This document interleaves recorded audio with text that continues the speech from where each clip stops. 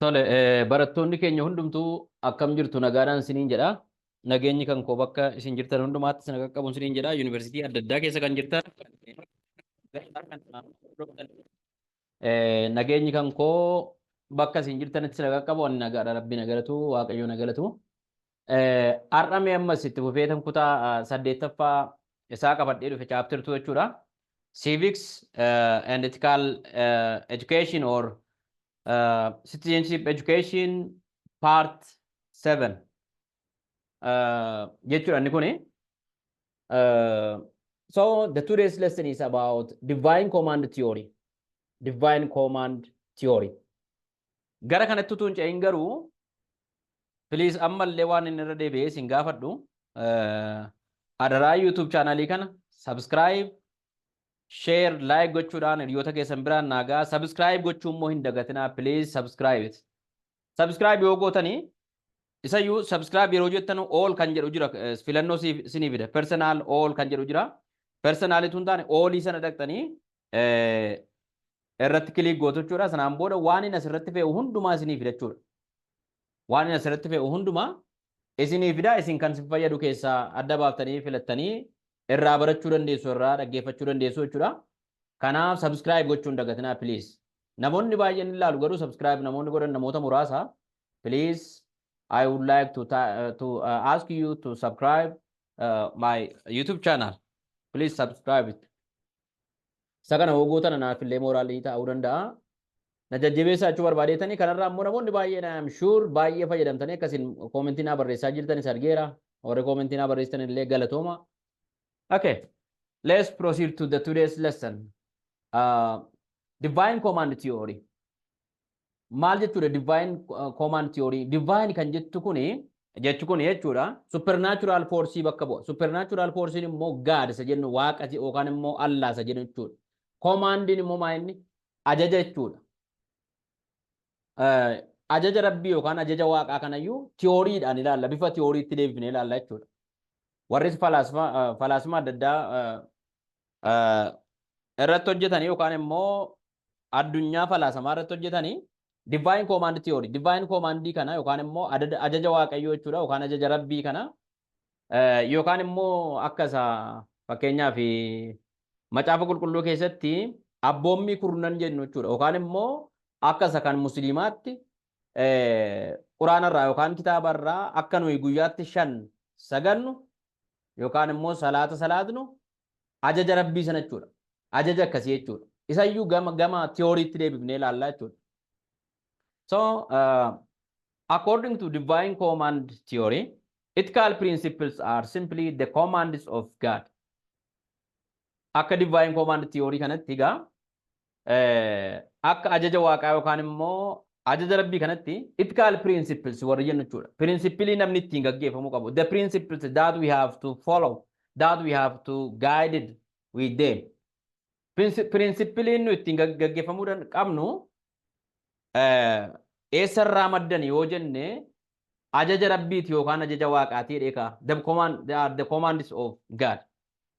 Waaqatu fide. Fakkeenyaaf amma abboommii kurnan akkuma isiniin jedhe hin hatiin, hin ajjeesiin, hin sobin warroota kana jechuudha kurnan isaanii. Akkuma kana musliimaa irratti immoo guyyaatti rabbiif si'a 5 sagadi jedhame ajajame sana abboommiin kun eessaa dhufe yoo jenne rabbiin biraa dhufe, waaqa biraa dhufe jechuudha. Rabbiin biraa dhufe, uumaa biraa dhufe jechuudha. It's from supernatural force. It's from God. It's originated from God. Waaqa biraa dhufe jechuudha. Waaqatu ajaje kana jechuudha. Ethical principles. Principles nuyi amantaa adda addaa keessatti hordofnu. Principloonni sun waaqa biraa dhufan jechuudha. Ethical principles derives their validity from God's commanding them, and they mean commanded by God. Ethical principles that we follow in our life throughout our life in different religions are derives their validity or acceptance from God's commanding them, or because of God commanding them, as God commanding them. Ethical principles warra fakkeenyaaf abboommii waaqaa kana yookaan abboommii rabbii kana kan inni abboommii rabbii kun kan inni fudhatama argatu sababa waaqni yookaan sababa rabbi akka abboommii godhee isaan kaa'ee jechuudha. Fakkeenyaaf amma hin hatiin, hin sobiin, hin ajjeesin, hin ejjin, guyyaatti 5 sagadi. Warri jedhaman kuni waaqa biraa yookaan rabbii biraa jechuudha kan isaan akka qajeelfamaatti yookaan akka pirinsipilii namni tokko ittiin gaggeeffamuu qabutti ba'an jechuudha. So, as of divine command theory, without God, if there is no God, those ethical principles would be no universally valid in morality. If there is no God, or in the absence of God, the principles or the ethical principles that we call as the commands of God would not be universally valid, or they did not get acceptance because there is no God. If there is no God, maal jechuudha kuni without God, waaqa malee yookaan rabbiin malee abboommiin ethical principles inni warri nu jennu suni warra namuusa yookaan abboommii amantaa adda addaa keessa jiru jechuudha. Isaan suni akka addunyaatti yoo rabbi hin jirre, yoo waaqni hin jirre, abboommonni sun hojii hin qaban jechuudha yookaan immoo fudhatama hin qaban jechuudha. They are not universally valid. Akka addunyaatti fudhatama hin qabanidha. Maaliif? Waaqni sababa jiraateef abboommii kana baase, abboommii kana waaqni yookaan rabbiin jiru taanaan immoo abboommiin rabbii yookaan waaqaa fudhatama hin qabu jedhee tokko jechuudha. So we can analyze divine command theory into 3 separate theses. Divine command theory kana yookaan immoo abboommii waaqayyoo kana yookaan immoo ajaja rabbii kana bakka sadiitti qoonnee ilaaluu dandeenya. Morality isa jedhu tokkoffaan. The first one is morality. When you say morality, it is the rightness and wrongness of something. Morality gaafa jennu fakkeenyaaf as keessatti sirrummaa, rightness yeroo jennu correctness jechuu keenya. Sirrummaa yookaan immoo sirrii ta'uu waan tokko wrongness. And sirrummaa yookaan sirrii ta'uun wanta tokko kan inni madde eessaayyuu waaqa biraa yookaan rabbii biraa jechuudha. Fakkeenyaaf amma nama ajjeesuun sirrii miti. Sirrii ta'uu dhabuun nama ajjeesuu eessaayyuu orijineet kan ta'e eenyutu nama ajjeesin jedhee jalqabatti seera baase waaqa jechuudha. Oriijinaalitiin isaa waaqa jechuudha. Burqaan isaa maddi waan sanaa waaqa jechuudha. Rightness nama gargaaruu fakkeenyaaf helping others. Voluntarily serving others. Charity. Charitiin fakkeenyaaf amma nama gargaaruu jechuudha. Dhaabbata tola ooltummaa hundeessanii nama gargaaruu charity sanarratti hundaa'uun charity is rightness. One sirriidha jechuudha. Because it is commanded by God. It is originated from God. Akkan wal gargaarru fedha waaqa waan ta'eef, fedha rabbii waan ta'eef fakkeenyaaf amma musliimni zakaa kennata. Zakaa kennachuun right actionidha jechuudha. It is right because ajaja Allaati jechuudha. Akkuma kana kiristaanonni immoo namoota waa rakkataniif, namoota beela'aniif nyaata kennuun, namoota daaraniif wayyaatti uffisuun morality jechuudha. Morality jechuun rightness jechuudha. Moral rightness. Because it is commanded by God. It is commanded by Jesus. Waaqa yookaan Yesuustu ajaje waan ta'eef jechuudha. Kun burqaan isaa waaqa biraa, ajaji kun waaqa biraa dhufe jechuudha. Namoota rakkatoo akka nu gargaaru. Nama immoo akka hin ajjeefne ajaja rabbii jechuudha. Hin ajjeesin, lubbuu namaa hin baasii kan jedhu. Quraana irrattis wangeela irrattis gatii barreeffamee jiruuf jechuudha. The second one is moral rightness. It is willed by God. Moral rightness gaafa jennu kana wanta sirrii hojjechuu jechuudha kuna salphaadhumatti. Doing something which is correct, which is right, which is not wrong. Waan sirrii hojjechuudha which is willed by God. Waan waaqaan barbaadamu jechuudha. Waan waaqaan ayyamame. It is permitted by God. The thing that is permitted by God to act such thing, to do such thing. Waan waaqni barbaadu, waan rabbi barbaadu, waan rabbi biraa ayyama argate jechuudha. Waan immoo akka nu goonuuf rabbi biraa ayyama nuu kenname. Waaqa biraa ayyama nuu kenname jechuudha. And moral wrongness means being against the will of God. When we become moral wrongness, or if we have moral wrongness, we are against the will of God. Moral wrongness in kun immoo waan dogongoraa jechuudha. Fakkeenyaaf waan dogongora ta'e gaafa hojjennu maal gochaa jirra? We are against the will of God. Fedhii waaqayyootiin, fedhii rabbiitiin faallaa dhaabbataa jira jechuudha. We are opposing the will of God. fedhii waaqaa faallessaa jira jechuudha namni sun fedhii waaqaatiin ala deemaa jira jechuudha fedhii rabbiitiin ala deemaa jira jechuudha so moral wrongness is being against the will of God while moral rightness is willed by God waaqaan eeyyamamaa jechuudha inni kun immoo moral right waan ta'e tokko waan sirrii ta'e tokko gaafa hojjennu akkuma silansiin jedhe rakkataadhaaf gaafa nyaata kenninu zakaa gaafa kenninu it is willed by God fedhii waaqaati kun waaqa barbaada rabbi barbaada jechuudha waaqa tayyame rabbi tayyame so at that time you are we do have moral rightness but if we act the thing that is wrong or that is not permitted to act by God we are moral wrongness or we are on the way of moral wrongness and we are against the will of God certainly morality is based on the divine will not on independently existing reasons for action no further reasons for actions are necessarily morality is based on the divine will morality ni maal irratti hundaa'e jechuudha fedhii waaqaa jechuudha divine will the will or the interest of God fedhii waaqaa yookaan fedhii rabbii irratti kan hundaa'e jechuudha it is not on independently existing reasons sababa dhiyeessuu keenyaan miti jechuudha yookaan immoo sababa of danda'e gatii akshinii tokko gaafa raawwannu sababa raawwanneef sana dhiyeessuu keenya tun taane akshiniin sun waaqaan ayyamameera moo hin ayyamamne rabbi ayyameera moo hin ayyamne sababa dheeraa fiduun barbaadu no further reasons for action are necessarily gochi tokko barbaachisaadha jechuudhaaf yookaan sirriidha jechuudhaaf sirrii miti jechuudhaaf gochi sun waaqaan ajajameera wayi moo hin ajajamne yoo waaqaan ajajameera ta'e sirriidha jechuudha it is if it is permitted by divine will or it is that if such action is divine will or willed by divine waaqaan ayyamameera ajajameera rabbiin ajajameera ajaja rabbiitiin gocha sana akka raawwannu akshinii sana akka raawwannu yoo akkas ta'e gochi sun sirriidha jechuudha so morality is based on the divine will or interest of God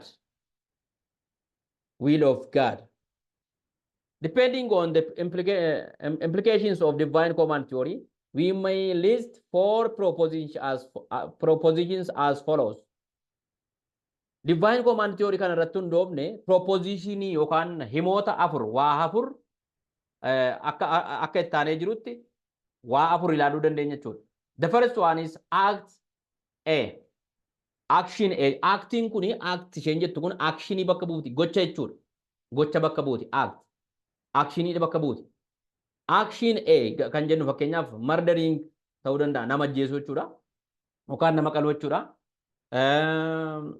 cheating hanna ta'uu danda'a learning barachuu ta'uu danda'a act a action a is wrong if and only if it is contrary to the command of God maal jechuudha kuni action a wrongiidha yookaan immoo action a gochi a jenneen waamne kuni hanna ta'uu danda'a soba ta'uu danda'a barumsa barachuu ta'uu danda'a barsiisuu ta'uu danda'a gochi sun qotiisa qotuu danda'a gochi nuyi goone kun wrongiidha kan jennu maa'inni if and only if yoo it is contrary to command of God faalla is opposite to contrary opposite jechuudha kuni faalla ajaja waaqaatiin ala gochi ta'e action een kun yoo kan inni dogongora ta'uu danda'u faalla gocha waaqa ajama waaqa waan waaqni hin ayyamne yoo ta'e jechuudha faalla ajaja waaqa akka nu raawwannu isa nu waaqni nu ayyame yookaan rabbi nu ayyameen alatti faallaa isaa yoo ta'e action and wrong jechuudha for example killing of a person or murder is wrong because it is contrary or opposite to the command of God God is not permitted to murder a person or kill a person fakkeenyaaf nama qaluu morma qaluu jechuudha kun wrongiidha yookaan wrong action gocha sirrii hin taanedha sababni isaa maalinni it is against or it is contrary to the command of God macaafa qulqulluu keessattis quraana keessattis nama akka ajjeefnu nuuf hin ayyamne waan ta'eef rabbi yookaan waaqni yoo nama ajjeefnu namni morma nama kutu maal godha jirachuudha faallaa ajaja rabbii yookaan ajaja waaqaa deemaa jira jechuudha. So nama ajjeesuun yookaan morma nama kutuun wrong action jechuu dandeenya jechuudha. So we can say cheating, murder or killing of a person, insulting of a person is wrong action because it is contrary to the command of God. It is not permitted by God to act such action for us. Akka nu gocha sana goonu waaqni yookaan rabbi nuuf hin ayyamne jechuudha. Gocha akkasiitiin wrong jechuu dandeenya. Action A or act A is right. Inni kun immoo faallaa isaati. We can say action A is right or it is required if and only if it is commanded by God or permitted by God to act such action. Maal jechuudha inni kuni actionii kan biraa fudhanna jechuudha. Act kan jechu kun actionii bakka buutiitiin jedheera. Fakkeenyaaf act A kana charity fudhannu fakkeenyaaf. Charity yookaan immoo tola ooltummaa jechuudha. Beggoo adraagoota Samaariffaan jedhamu jechuudha. Warroota akkasumatti namoota karaarra jiran daarii karaarratti kukkufanii jiran namoota gargaaran jechuudha.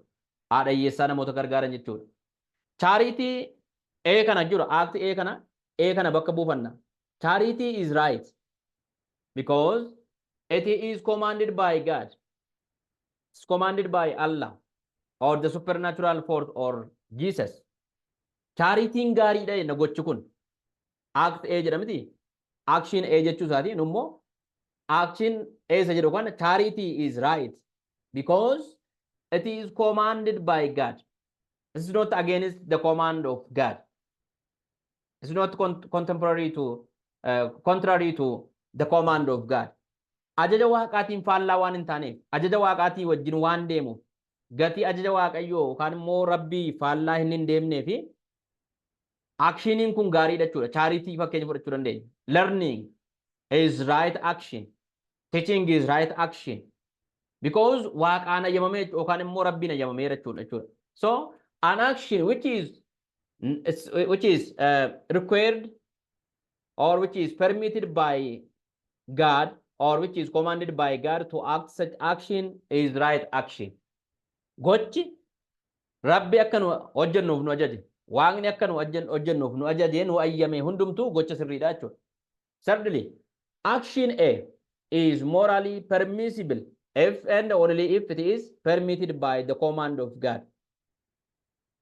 We can say an action is right or correct or it is morally permissible. Ayyamamaa jechuudha. Morally ayyamamaa kan ta'e yoo raawwannee moraaliin keenya kan ittiin cabne jechuudha. Gocha akkasii morally permissible ayyamamaadha gochi tokkoon kan jennu gochi nuyi ayyamamaadha jennu suni gocha kanaan dura waaqni nu ayyame jechuudha yookaan rabbi nu ayyame jechuudha akka nu goonuuf. Fakkeenyaaf waaqa duukaa bu'uu yookaan rabbiin duukaa bu'uu kana jechuun karaa rabbii hordofuu yookaan karaa waaqaa hordofuu gochi kun amma morally permissibiliidha yookaan immoo nu ayyamamaadha jechuudha. Moraalii waan waaqayyo nu ayyameedha yookaan waan rabbi nu ayyameedha. Quraana keessattis kitaaba keessattis darbee macaafa qulqulluu keessattis rabbi yookaan waaqayyo akka nu isa hordofnuuf akka nu karaa isaarra buunuuf nuuf ayyameedha jechuudha. So gochi kun gochi isa duukaa bu'uu kun ayyamamaadha jechuudha. It's morally permissible. Following the way of Allah or God is permitted by the command of God or Allah. So that action is considered as good action or morally permissible action. Fourthly, if there is no God, then nothing is ethically wrong, required, or permitted, right or wrong. Finally, as of divine command theory, if there is no God or in the absence of God, nothing or no action is ethically wrong, required, or permitted. Fakkeenyaaf kana jechuun if there is no God, akka divine command theory kanatti waaqni hin jirutu ta'eeti. Waaqni hin jiru ta'eeti waa tokko jechuudha. Nothing is ethically wrong. Waanumti tokko illee ethically wrong kan nu jennu hin jiru. Yookaan immoo gochi nuyi namuusa kan cabseedha jennu hin jiru. Gochi nuyi barbaachisaadha jennu hin jiru. No action is required. no action is permitted. Gochi nu ayyamamaadha jennu hin jiru jechuudha. Gochi nu sirriidha yookaan sirrii miti jennu hin jiru jechuudha. There is no action which is considered as ethically wrong, required, permitted, right or wrong. Maaliif waaqni hin jiru taanaan silumayyuu fakkeenyaaf amma akka amantaa kamitti iyyuu hanni waan dhowwamaadha. Kan dhowwe eenyu gama musliimaatiin yoo laalle rabbi gama kiristaanaatiin yoo laalle waaqayyo isa jennu jechuudha. Kanaafuu utuu waaqayyo hin jirre yookaan rabbi hin jirreeti hanni dhowwamaa miti jechuudha. Ayyamamaadha jechuudha. Walii keessanii wal jaalladhaa kan jedhu quraannis macaafi qulqulluunis hin deeggara. Kan kana jedhe eenyu waaqa.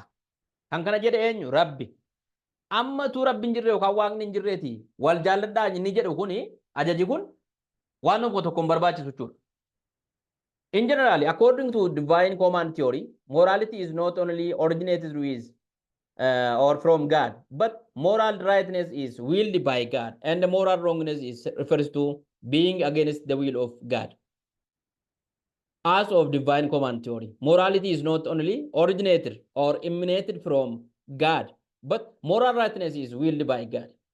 Amma sitti maal jechuudha akka divine right theory divine command right theory morality is not only originated with God. Morality ni waaquma duwwaarraa argame duwwaayyuu tuun taane moral rightness akka nuyi wanta sirrii tokko hojjennuu fi waaqumatu barbaada rabbumatu fedhii isaati jechuudha. Fedhiima rabbiiti iyyuu jechuudha. And moral wrongness wanta gongoraa hojjechuun acting wrongly. Moral wrongness gaafa jechuudha. It is against the will of God. Moral wrongness irratti gaafa argamnu yookaan immoo gocha rabbiin barbaanne yookaan waaqayyoon ayyamne gaafa hojjennu we are against the will of God. Faallaa waaqaa yookaan faallaa rabbii adeemaa jirra jechuudha. Yaada isaa ajaja isaa faallessaa jirra jechuudha. Okay, this is all about the today's lesson.